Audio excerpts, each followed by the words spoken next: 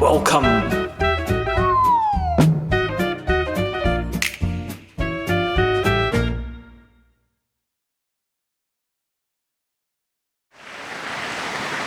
It's raining so hard. Is that rain or is that like something? What is that? Do you hear that? It's rain? It quieted down. I was hoping to have a good reason to yell for this whole thing. Hello, I'm Tim Rogers. You can follow me on Twitter at 108 if you like really bad tweets. I'm the founder and game designer at Action Button Entertainment. Right now, I work every day in an office at Kotaku.com. So if you're making an independent video game and you would like me to make a video about it, just DM me on Twitter. Send me 15 seconds of your game's footage, and I will see what I can do with a big video that I'll do next week. Anyway, so I call this talk Making a Fun of Everything, or The Best Games I Never Made. And Making a Fun of Everything is a title I've always wanted to give something. And there's a really good reason for that, and if I can get through all 102 of these slides, I will reveal what that reason is, but I might not get there. So, in 42 days, I will be 39 years old. Yeah, hold your applause, please. It was not that difficult. As a fan of mathematics, I know that 39 almost equals 40.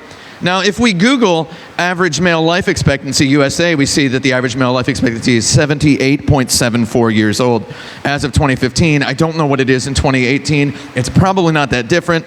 You'll see that in Japan it is 83.84 years, and in the United Kingdom it's 81.6 years. However, I do not live in either of those places. If we divide 78 by 2, we see that that's 39. And if we divide 78.74 by 2, that's 39.37. So I've calculated that exactly at 1:01 a.m. on 7 October 2018 will be the exact midpoint statistically of my life. And that is just over 5 months from now. So as to, for once in my life, stand ahead of schedule instead of behind it, I would like to begin my midlife crisis right now. So if you will indulge me for the next 20 minutes, I would appreciate the opportunity to perform a public exhibition of the old man's most cherished of pastimes, wondering aloud and repeatedly, what have I done with my life? So the first half of my life has gone like this. I graduated from college. It wasn't that hard. I mean, I don't know. I didn't really, take it very seriously is probably why. I did some fashion modeling in Japan. I don't know if you can believe that, but I used to look really good, and I was really, I don't know. I can hardly remember it myself. I had abs. I participated in terrible bands. I played guitar very badly. I played drums very badly. I sang very badly. People liked the music, and that made me feel bad. I maintained a popular video game review blog at actionbutton.net. Very successful people are always telling me that they've liked my reviews, and I wonder, why didn't my reviews do anything for me? Maybe they did. I don't know. I wrote 114 novels. I counted them yesterday. They're really bad, and I've never shown most of them to anybody. I worked on several bad AAA video games that I don't like and I'm not proud of. I feel very bad about everything. And I've received a lot of paychecks from psychos as a consultant at startups in the San Francisco Bay Area. So that's basically how it's gone so far. And I've also published 5 of my own games for 5 platforms over a period of 5 years. And so 10 years ago today, like today, I was in a band and we played a show. Literally 10 years ago today. And it was not a good band. And if you want to know what the most passive-aggressive thing that you can say to someone whose band just finished playing a set is, that is, you guys looked like you were having fun up there. So in all of my bands, I heard this a lot. That's the kind of person I am. So if I were looking back at my life, this is probably what I would say to my past self of the last 39 years. You will not say this about my presentation today, however, because I promise you this will not be fun for me. I am here today to bleed. I am here to show you the things I have not finished. I am here to show you ideas I have been hanging on to in vain for years. And by showing them to you, that will be finishing them. I will finish them by deciding not to finish them. And by yelling, it's okay not to finish stuff in front of an audience in public. Maybe I'll watch this on YouTube later and believe myself. So I'm here to take out the trash of my life. So if we think back to when I was 6 years old, the very first time I ever quote-unquote designed a game was I was playing checkers with my mom. And I said, I had a pair of dice, and I rolled the dice, and I said, Mom, what if we roll the dice, and whatever number's on the dice, you have to pick that square, and then you roll the dice again, and you go over that number to the right, and you have to remove whatever piece is on there. My mom said, that's stupid, because 2 dice is 12, and sometimes then that means pieces won't be eliminated. And I said, well, that's what makes it exciting. 10 years after that, I was in college, and someone mentioned Canadian checkers, which I thought was a hockey joke, but it wasn't. There really is Canadian checkers, and we got a Canadian checkers board. And the first thing I thought when I saw it, 12 by 12 checkers, was the dice idea works. So I said to my dorm mate, can you get me 2 dice? And he said, you probably mean D6s, right? And I was like, what does that mean? Because I did not know anything about Dungeons and Dragons. And it actually was a lot more exciting. And this guy was a math major, and he said, the randomness of the obstacles levels the playing field, even among equally skilled opponents. And I was like, wow. 10 years later, I worked on these 3 video games at a Japanese AAA studio called Grasshopper Manufacture in Japan. What did I do on these games? I don't know. I lived in Japan. I dragged and dropped stuff. People told me I was doing a good job, and I felt like I was a fraud. I was like, how did I get here? You know, just like a huge imposter. Anyway, one day I lost my visa at immigration. The immigration inspector was having a bad day, and I had to quit my job and break up with my fiance and move out of my house. And it ruined my whole life. So I was back in the San Francisco Bay Area, and I thought, I have no money. I'm going to start a AAA video game studio. Except I didn't say it as a joke, which is probably the worst part. So, and I met a man named Brent Porter. And everybody, Brent Porter's great. If this is on YouTube months later, he's watching it. Brent Porter, you're a cool guy. You're my best bud. So I met this guy, and we were making video games together. And I will give us a little flash forward. Here in 2018, Brent Porter has built this really elaborate first-person shooter level editor in Unity that you control with an Xbox 360 controller. And it works really well, and he can make these very, very Quake 2-like levels very quickly. And the reason that this exists is that Brent Porter and I have been working on first-person shooters and like large open-world action shooting games in Unity since 2010. And you wouldn't know this from many of the games that we've published, but that's the sort of thing we've been doing. And we've built up a very robust catalog of features and things that we can put in these games. And the first one we started working on is called Ziggurat, which we spelled with 2 Q's because it's the original Akkadian, the Sumerian word. So the Ziggurat was the first game we were making, and it was this is a GIF of the very first prototype of it.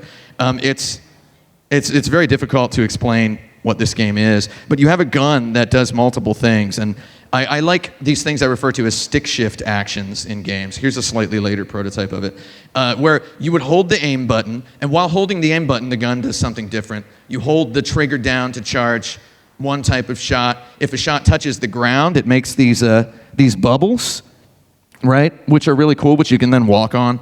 And the game is designed to be a one-on-one, infinite ammo, one-hit kill, deathmatch game with minions and towers, and I don't know, and this deep construction element. And we peddled this around for a bit, and we have some of these, I don't know, we did all this art, all this good concept art. Look at this stuff.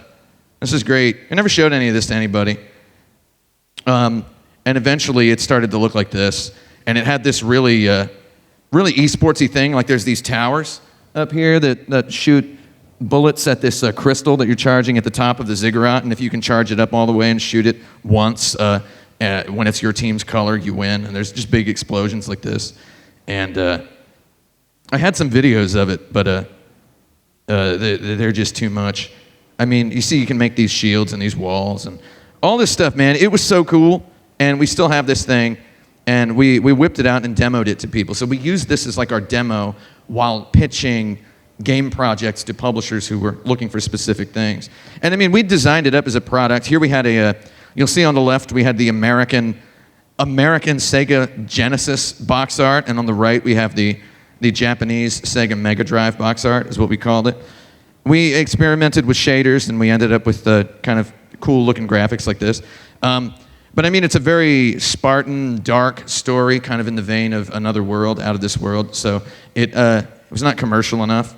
So we thought, what could we do to make this even more appealing? Was we started trying to package all this thought we'd put into all these actions and mechanics, and I thought, wouldn't it be cool to make the Dynasty Warriors of American history? Because I actually studied Chinese history in college. That's what I majored in, and that's why I'm not very successful, I guess.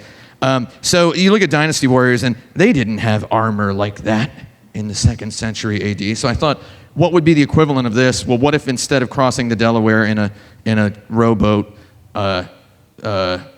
like George Washington did it on like a Harley Davidson? It would be something like that. So we thought ideas like this, and we're pitching it, and we're just looking. I don't know how many people here are familiar with the American Revolution, but we thought this would be really funny. So for a while, we were pitching this game called 1770X, American History Evolved, and I thought that was a good name. I don't know, maybe it's not, because it never got made. But I thought, I have all these connections in the Japanese game industry. Why don't I use some of them?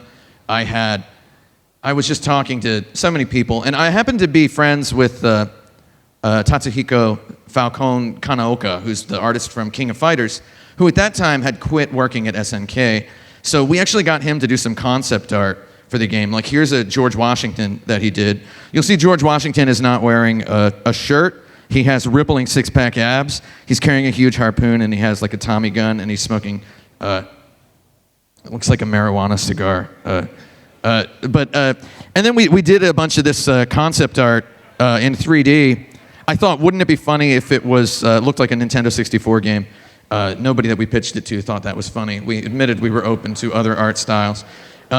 You'll notice we've got George G.W. Washington, is what we call him. Look at the abs. You got to love the abs. Thomas T.J. Jefferson, and Benjamin Big Friend Franklin is what we called Benjamin Franklin, who's like 7 feet tall. And I just thought that was funny. I don't know. I thought this was really hilarious, and having this running in Unity as a 3D shooting game was a hilarious idea to me. And we ended up with, it's really stupid. And of course, in the final stage, the game becomes Panzer Dragoon, and George Washington flies a bald eagle across the Atlantic Ocean and destroys Big Ben, which is pretty good.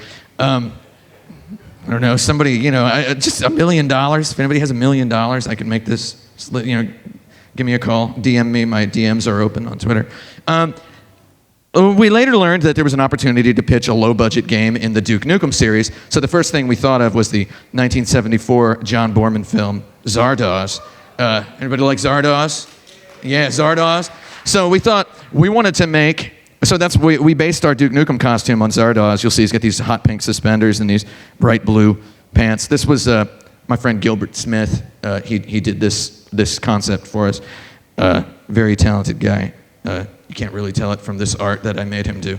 So the elevator pitch was Duke Nukem, the late 1980s anime, the Nintendo 64 game. I thought that was pretty good. The story begins with Duke Nukem taking a dump. Suddenly, he's teleported to a minty green-skied alien planet, and there's these Grace Jones-like Lady Terminator robots have summoned him there for his crimes against decency. He's here to be killed. He's here to fight to his death. The name for our game was Duke Nukem Will Die. And we didn't get the deal, but we had a very good time not getting the deal. So around this time, we thought maybe we should be making mobile games, and we made this game called Ziggurat, which, despite how I feel about it, got a 9 out of 10 from Edge magazine.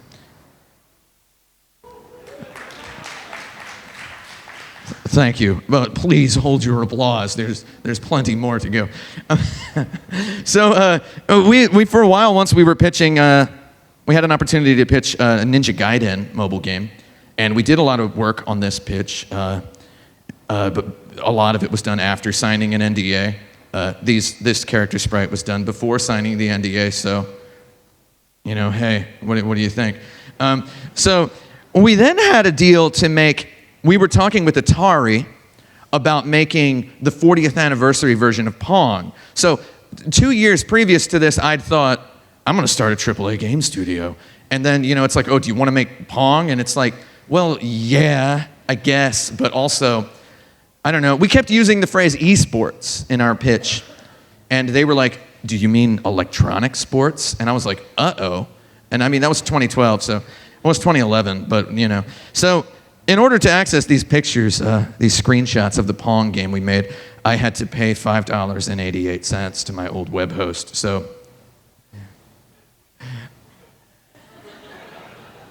that was $5.88. So Atari had also been planning in the background to do some sort of contest where they would commission ideas from people on the internet, and you know, so they kind of just ghosted us on that.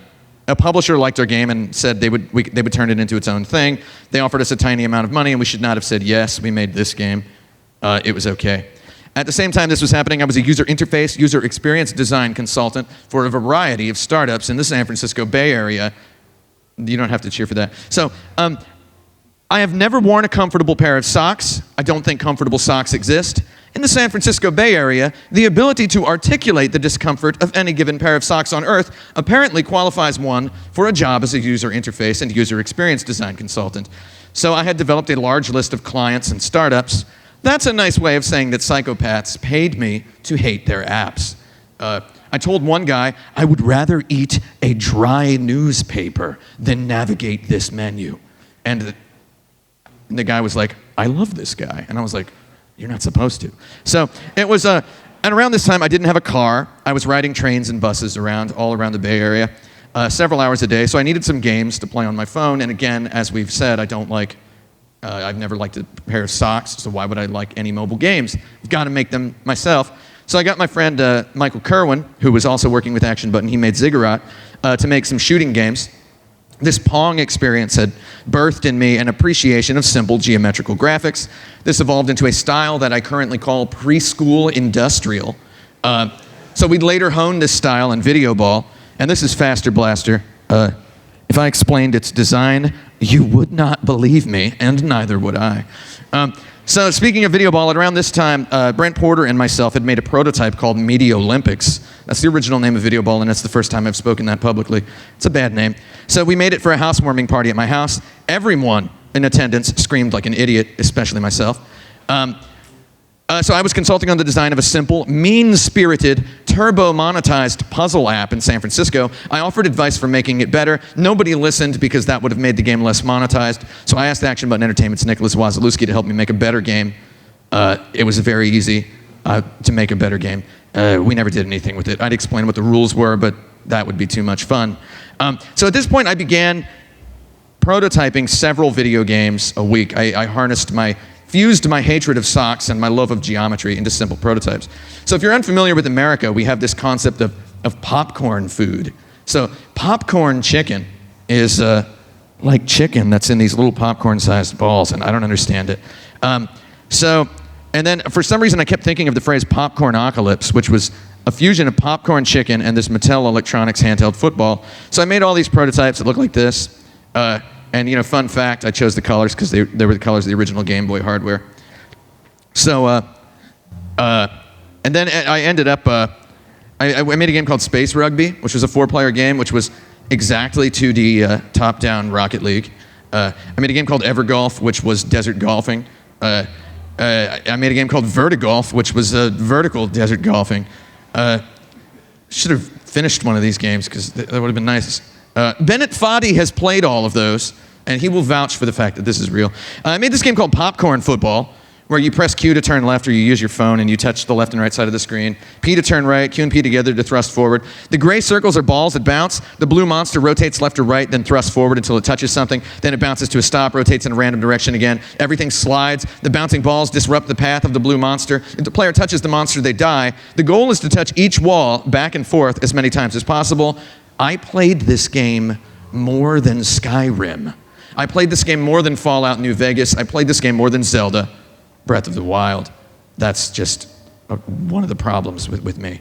So this is where we ended up getting a publisher. We decided to make this game Video Ball. We kept thinking about that great party I had. We decided to make the game Video Ball. I told Brent Porter about the new name I'd come up with using the bathroom, and he was like, he spelled it wrong, video space ball, and I would be correcting people about this for forever, basically. People on Twitter always tell me, I love Video Ball. It's Video Ball. We got a publisher. It did not go well. We had this legal period where for like a year we were unable to publish our game, during which time we prototyped and pitched and just went crazy. And we lost control of the game, and it was really sad. I look at YouTube comments on the lecture I gave at GDC about the failure of the game, and there's a guy who's like, that game should not have taken 3 years to make. It's like, yeah, man, I know. It was not all my fault. But then it was like, the game was great, though. It was my favorite game I had ever played. Even during the year we were not able to legally release it, I enjoyed playing it at parties at my house. This is GDC. A couple of cool people there. And then, I'm very proud of what the game became. We made a multi-platform game for home consoles. It got a 9 out of 10 from Polygon. Edge didn't review it. If we'd had $1 million, we could have promoted it. Maybe somebody would have bought it. Whatever. I still like this game, though. So we knew that the game was going to fail. We needed something else lined up. We kept making these mobile games. There was this game, Heckachapter. This was cool, because we love helicopters. We made this game, Star Heck. At the same time, we had the opportunity to pitch esports to a couple of larger publishers. I won't name the publishers, but we pitched this game called Grabjackers, which is a team-based side-scrolling action MOBA full of hidden information. We developed a robust character creator, a complex variety of weapons and special abilities, and we tuned the level design.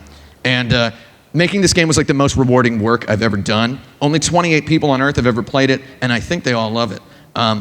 And I happen to be friends with world-class comics artist and illustrator James Harvey, who did these. I love the character designs in this game. Like, look at this stuff, man. I gotta say, this looks better than Fortnite, in my opinion. I'd play this game. I played this game for 2 hours with the CEO of a publisher on his birthday. It was surreal. We had a great time. I think it's a good game. This character's name is Birdwardo. That's great. He loves birds. Another game we were pitching was Video Ball X, which was our game Video Ball, but with characters. And you'll see we got this brilliant illustrator, Dan DeSalt, to do a bunch of concept art for us. Brent Porter did more concept art.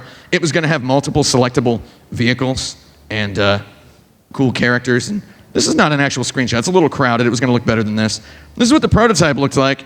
It has a vehicle builder menu. And let me tell you, the one thing I learned out of all of this is that we definitely were smart enough to make an esport. Definitely. We had all the stuff. We had done so much groundwork for this. But it was just exhausting pitching and preparing these things. So we decided to pitch some smaller, dumber games whose GIFs would get thousands of retweets. So here's a quick fact. I'm not vegan. People think I am. Maybe it's how I look. Or maybe it's because I'm vegetarian and people don't know the difference between vegetarians and vegans. My mom doesn't. So I'm vegetarian because I don't like animals, because I don't want to put them in my mouth. And I think it's hilarious when PETA tweets about video games. So we made a couple of games that would get PETA to tweet about them. Not this one. This is Brent Porter's Pumpkin Hater, which is what he was doing with his FPS engine. Look at these graphics. This game is beautiful. Brent Porter's classic guy. So it's like, I looked at that and I saw dollars. So I thought, what if we make this game called Moby Dick 2 or The Whale 2, right? Do I really need to say this? I wrote this description, which I sent in the pitch. The enemies are massive, twisted, scrotum-like, airplane-sized floppy whales with sick, glowing eyes that sparkle with fire. They breach the ocean and flip, float, and fly, barrel rolling into the sky. They exhale meteors, which Captain Ahab can shoot or kick. Spears open truck-wide blood geysers in the disgusting animals, which scream like flaming psychos as they tremble and explode. A spaghetti of whales, cartwheels and barrel rolls and screams and bleeds and breathes and blots out the sun as Ahab careens toward Antarctica. Okay, this actually gets really, really sick. I love this. Yeah, I'm not going to read the rest of that. I don't know why I pasted that all in there. I can't show you any screenshots of this game because the FBI would flag the YouTube archive of this. And we tried, of course, making a 16-bit JRPG. That's Captain Ahab. All throughout, this painting of horses hangs in Brent Porter's grandfather's den. Porter worked out of that den for 3 years while working on Video Ball, and he developed an irrational fear of horses through this. So in solidarity, we all put this on our desktops as we worked on Video Ball so that we would be reminded. And we joked about making a game called Horse Hater, which using Porter's engine, we sure enough did. But then Devolver Digital did not immediately authorize a $1 million budget over email. So then we thought, you know what's even sicker than a horse is a kangaroo, because kangaroos jump, and look at them, they're scary. I would tell people, kangaroos are scary, and they'd be like, really? And then, you just show them this picture. So we thought kangaroos need their own game. We can't just make them an enemy and Horse Hater. So we made a game called Kangarooin', AKA Rune. Devolver Digital did not immediately authorize a $1 million budget over email. So now I have a job, and as with every other job I've ever had, I don't really know what I do. I work at Kotaku.com. They pay me, and my landlord does not evict me. But we're still making video games because we're not going to stop making video games, because I love making video games. So 10 years ago, if you can believe it, I had a fiance. I worked at a Japanese game company. My fiance was a game designer. She was a fashion designer. I was a game designer. A magazine from Germany sent her some interview questions in English. She asked for my help answering them. I was unfortunately busy. She wrote the answers herself. Her English was not fluent. I looked her answers over before she sent them. So in a response to a question about how she spent her free time, she had said that she enjoys making a fun of everything. And I didn't want to tell her that this sounded weird because I loved the phrasing. She was trying to say she enjoyed doing what she could to ensure she was enjoying whatever she could. I corrected her that what she meant to say was probably making anything fun. But this phrase stuck with me for 10 years. And when I pitched this talk to Amaze, I specifically wanted to talk about how this phrase made me feel. But when I try, nothing comes out. I feel like I have failed to make a fun of everything. But I know that people have told me I'm good at making video games. They like my video games. But I know that I'm better at not making video games. And I just feel bad, I guess. That's not the joke. I failed to convince myself that I can convince my coworkers that we can succeed, that we can get money. I think we wasted a lot of time chasing publishers. We should have just started and made the game that we believed in, which was a game called Copter Wild, which was a 3D Mega Man Legends-like RPG where you have a helicopter. We should have never talked to any publishers. We should have just made a video game, just made what we wanted. Because nobody, I don't know, I was going to say something extreme, but when I was a kid, nobody ever told me you could just do stuff, you know? You know? I don't know, but you can just do stuff. We should have just done it. We'd made these helicopters. Whatever, man. We're making this game called Truck Heck. It's coming out in 2020, I think. It's really good. I like it. It's got trucks that look like this. Look at that truck. Look at that beautiful truck. And yeah, that's it. That's all I got. That's our truck. I can't reveal who's driving the truck because that would be a spoiler. There is a driver. But yeah, look at that truck. Isn't that a beautiful truck? I don't know. I like these graphics. That's all I got. I got a little rushed there at the end.